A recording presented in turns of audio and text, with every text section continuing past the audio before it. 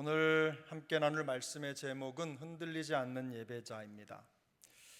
오늘이 12월 첫 주인데 2025년 한 달, 11달이 지나고 이제 마지막 달에 접어들었습니다.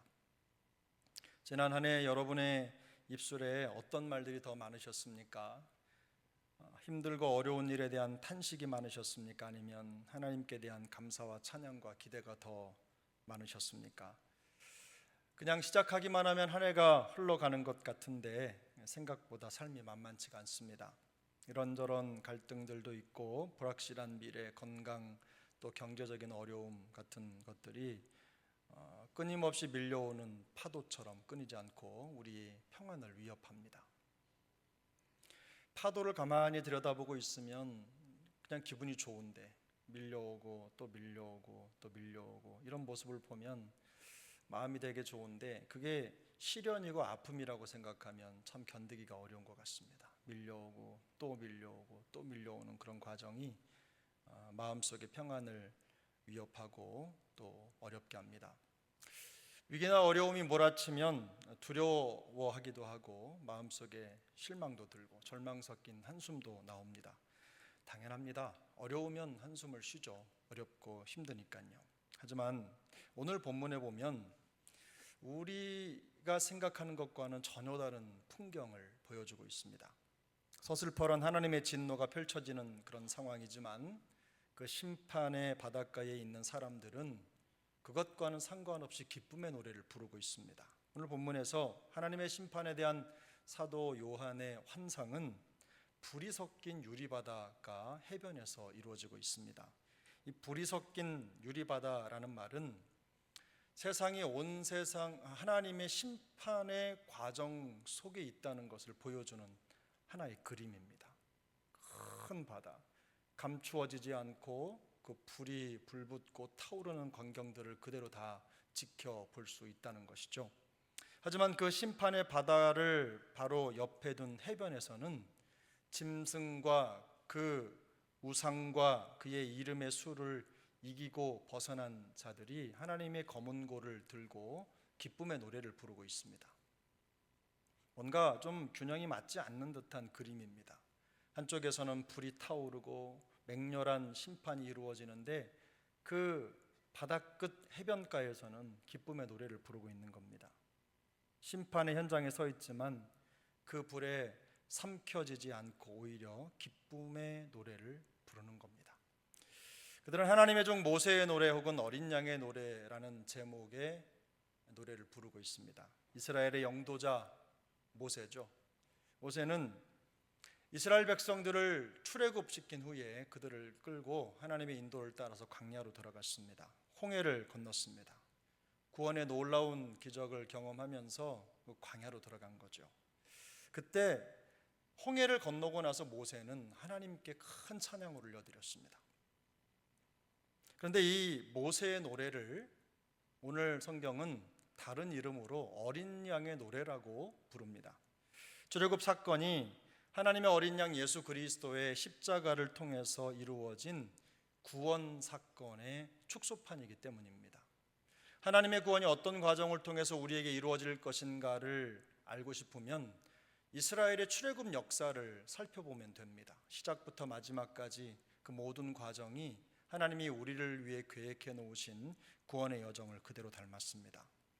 모세가 노래를 부를 때 그 출애굽의 구원 역사와 감격을 하나님 앞에 올려드렸다면 어린 양의 노래는 예수 그리스도를 통해 이루어진 하나님의 완성된 구원을 노래하는 것입니다. 그러니까 이 두 노래가 따로 된 게 아니라 모세의 노래와 이 어린 양 예수의 노래가 같은 것인데 출애굽기를 배경으로 한 노래가 1절이라면 예수 그리스도의 십자가 구속을 배경으로 한 어린 양의 노래는 2절입니다. 하나의 노래로 같은 구원을 찬송하고 있는 것이죠. 그런데 이 노래의 가사에 특징이 있습니다. 우리 3절 4절 말씀인데 3절 4절 말씀을 한 번 더 천천히 읽어보겠습니다. 하나님의 종 모세의 노래 어린 양의 노래를 불러 이르되 주 하나님 곧 전능하신 이시여 하시는 일이 크고 놀라우시도다. 만국의 왕이시여 주의 길이 의롭고 참되시도다. 주여 누가 주의 이름을 두려워하지 아니하며 영화롭게 하지 아니하오리이까. 오직 주만 거룩하시니이다. 주의 의로우신 일이 나타났음에 만국이 와서 주께 경배하리이다 하더라. 노래가 가지고 있는 어떤 특징을 발견하셨습니까?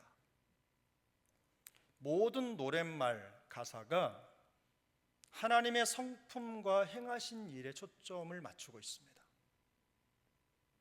개인적인 간증이나 고백이 아닙니다. 하나님의 이름, 그 하나님이 어떤 분이신지, 어떤 성품을 가지고 계신 분이신지, 어떤 일을 행하셨는지만 노래하고 있습니다. 짐승과 그의 우상과 그 이름의 수를 이기고 벗어난 자들이 불이 섞인 바닷가에서 부르는 노래는 자신들의 승리를 자축하는 노래가 아닙니다. 하나님의 전능하심, 의로우심, 거룩하심, 그리고 그가 행하신 크고 놀라운 일을 찬양합니다. 오늘 우리 찬양대가 찬양한 것처럼 크고 놀라우신 하나님, 그 이름을 찬양하고 있어요. 하나님의 심판이 준비되고 진행되는 엄중한 시간이지만 한편에서 하나님을 찬양하는 찬양이 멈추지 않는 것입니다. 회개하지 않는 자들의 완고함과 죄에 대한 공포스러운 심판이 행해지는 상황입니다. 그런데 지금 이 노래를 부르고 있는 이긴 자들, 여기 성경에 그대로 표현한 벗어난 자들, 이런 자들은요, 그런 심판의 상황을 전혀 두려워하지 않습니다. 두려워할 필요도 없습니다. 오히려 성도들은 그 일이 하나님의 공의가 실현되는 과정으로 바라보고 있습니다. 예수 그리스도를 통한 영원한 구원이 완성되는 그야말로 거룩한 과정으로 그 전 과정을 받아들이고 있는 겁니다. 이 광경이 우리에게 주는 교훈은 분명합니다. 하나님께서는 구원받은 성도들을 심판받을 세상으로부터 완전하게 구별하시고 또 그들을 보호해 주신다는 것입니다. 짐승과 우상을 이기고 벗어난 성도들은 죄의 심판을 두려워할 필요가 없습니다. 그들에게 불이 섞인 바다는 물론 하나님의 맹렬한 진노를 생각하게 하는 환경이지만, 그러나 간신히 재앙을 피했다고 생각하는 안도의 한숨, 한도의 숨을 쉬는 그런 장소가 아닙니다. 간신히 턱걸이로 들어간 피신의 장소가 아니라 반대로 하나님의 공의로 행하신 크고 놀라운 일을 지켜보면서 그 일을 행하신 하나님을 찬양하는 자리가 되는 것입니다. 예배의 자리인 거죠. 우리가 잘 알고 인정하는 것처럼 예배의 태도는 그 사람의 신앙 생활의 깊이를 보여주는 척도입니다. 바로미터죠. 예배의 수준을 보면 그분의 신앙생활의 수준이 보입니다. 신앙생활의 여정을 들여다볼 수 있는 창문과도 같은 거예요. 아무리 능력 있는 봉사를 하더라도 예배드리는 광경을 보면 그분의 신앙의 깊이와 무게와 밀도가 보이는 겁니다. 예배 생활을 보면 그 사람의 신앙이 보입니다. 많은 그리스도인들이 현실의 위협을 느끼면서 가장 먼저 조정하는 게 바로 예배 시간 아닙니까? 많은 분들이 내가 생각하는 그것만 예배 요것만 잘하면 된다고 생각하고 자기 중심의 예배를 드리는 경향이 참 많습니다. 물론 없는 시간을 쪼개서 예배에 헌신하고 재정적으로 힘들어 어려워 고통이 있어도 헌신하면서 주를 위해 마음을 쏟는 분들이 적지 않습니다. 참으로 귀하고 교회의 기둥 같은 분들입니다. 우리 교회도 그런 분들이 계셔서 행복한 교회고, 그런 분들의 헌신 때문에 지금까지 이렇게 은혜의 여정을 이어가고 있습니다. 근데 대개 이런 헌신을 드리는 분들은 예배 생활도 충실합니다. 그리고 열심히 있습니다. 물질이든 시간이든 남아서 드리는 분들이 어디 있겠습니까? 힘든 가운데서도 시간을 내고 쓸 거 안 쓰고 먹을 거 안 먹고 헌금하면서 남 돕고 교회를 세워가는 것입니다. 본문에 나온 불이 섞인 바닷가 해변에 모인 하나님을 찬양하는 그 예배자들은 세상의 위협이나 고단함이나 두려움에 짓눌려 있는 사람들이 아닙니다. 그들에게 그런 고난이 없다는 뜻이 아닙니다. 그저 바닷가에 있기 때문에 나와는 상관없는 게 아니라 그런 모든 과정을 이기고 벗어난 자들입니다. 그 과정을 통해 여기까지 온 거죠. 심판의 불이 꺼지지 않는 그런 세상의 격변 속에서도 믿음을 지킨 사람들입니다. 예배의 자리를 지킨 사람들이고 하나님이 행하신 크고 놀라운 일에 시선을 고정하려고 몸부림치는 사람들입니다. 마음이 바닷가에 휩쓸려 떠내려 가지 않도록, 그리고 바닷물이 넘칠까 봐 두려워 떨기보다는 하나님의 영광에 시선을 고정한 사람들이죠. 하나님의 성품과 행하심에 눈과 마음을 두고 예배하는 사람들입니다. 심판의 폭풍 속에서도 은혜의 고요를 누리는 사람들입니다. 심판의 바닷가에서 오히려 마음의 평온을 누립니다. 그러면 하나님을 예배하고 이 승리자요 또 벗어난 자들처럼 상황에 흔들리지 않는 이런 예배자로 살기 위해서 우리에게 필요한 결단이 무엇이겠습니까? 그 첫 번째 결단은 상황과 타협하지 않는 거룩의 결단이 필요합니다. 상황과 타협하지 않는 것. 저도 목사지만 이 타협, 상황 이런 것들과 전혀 상관없이 신앙생활을 한다는 게 쉽지가 않습니다. 그러니 여러분들은 얼마나 더 힘들겠습니까? 근데 어떤 면에서 신앙생활은 어느 정도의 손해와 불편을 감수하는 찾는 이가 적은 좁은 길입니다. 본문에서 짐승과 우상과 그의 이름의 수를 이기고 벗어난 자들로 표시된 그들은 좁은 길에 서기로 결단한 자들입니다. 믿음의 여정을 가기로 마음을 다진 사람들이죠. 우상 숭배는 물론이고 자기중심적인 성향이나 습관을 거부하는 사람들입니다. 말씀과 양심, 신앙 양심을 따르기 위해서 어떻게 해서든지 그 길을 기억하고 찾는 자들이, 그런 거룩함을 실천하는 사람들이 오늘 본문 속에 등장하는 이기고 벗어난 자들입니다. 이 이기고 벗어났다라는 표현에서 우리가 짐작할 수 있듯이 현실의 불안이나 위협 혹은 두려움이나 불편 이런 것들이 그들을 위협할 때 그들은 이겼다는 뜻입니다. 이것들을 능히 이겨내고 벗어냈다는 거예요. 두려움이나 걱정으로 올바른 믿음의 선택을 대체하지 않는 사람입니다. 두렵기 때문에 믿음의 선택을 하지 않고 미뤄두거나, 그리고 이런저런 상황 때문에 예배를 드려야 하는 그 순간을 비껴서 미뤄두거나 혹은 포기하지 않는, 나의 바쁨과 나의 상황으로 예배를 대체하지 않는 그런 사람들입니다. 저는 우리 세종한교회 지체들이 이런 예배자로 견고해 줄 수 있기를 축복합니다. 두 번째는 상황보다 크신 하나님을 찬양하겠다는 결단입니다. 오늘 권사님 기도처럼 상황이나 문제보다 훨씬 더 큰 하나님을 바라보는 겁니다.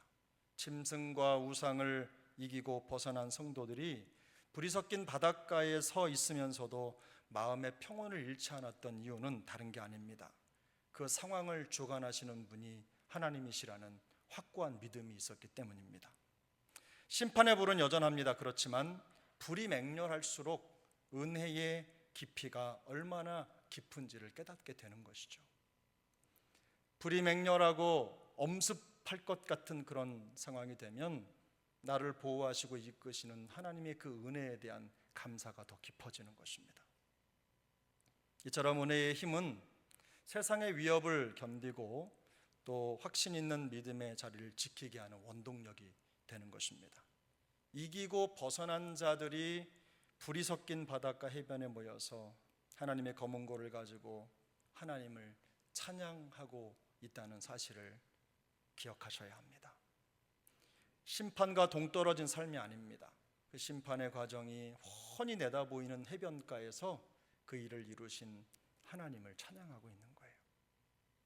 세상이 주는 두려움과 위협을 생각하지 않을 만큼, 그러니까 생각나지 않을 만큼, 그런 걸 보면서도 두려움이라고 느끼지 않을 만큼 하나님의 크신 은혜, 그 구원의 감격 속에 젖어 있는 것입니다. 그 은혜가 그들의 마음을 사로잡고 있는 거예요. 이런 능력도 우리에게 있기를 바랍니다. 세상이 항상 그렇죠. 그러나 우리에게 있는 그 은혜가 모든 것을 덮을 만큼 더 능력 있는 하나님의 힘이라는 것, 성령의 능력이라는 것을 날마다 고백하고 또 체험할 수 있기를 바랍니다. 성도는 자신이 겪고 있는 환경이나 상황이 아니라 하나님의 위대하심과 그분이 행하시는 크고 놀라우신 일에 시선을 두고 사는 사람들입니다. 이게 잘 되지 않지만 이게 원칙입니다. 잘 되지 않는다고 해서 조절하거나 타협할 수 없는 신앙의 원리입니다. 세상의 어떤 규칙이나 법, 이게 아니라 믿는 자들은 하나님의 법을 따라가는 거죠. 그걸 붙잡고 살아가는 겁니다.